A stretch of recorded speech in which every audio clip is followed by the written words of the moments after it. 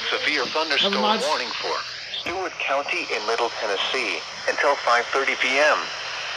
At 4:40 p.m., severe thunderstorms were located along a line extending from near Murray, Kentucky to near Paris, moving east at 35 miles per hour. Expected hazards include 60 miles per hour wind gusts and penny-sized hail. This is a radar-indicated threat.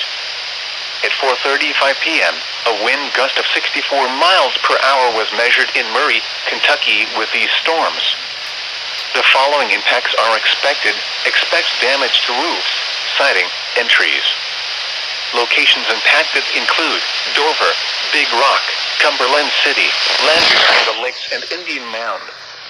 Repeating, a severe thunderstorm warning has been issued until 5:30 p.m. for the following county: Stewart, Tennessee.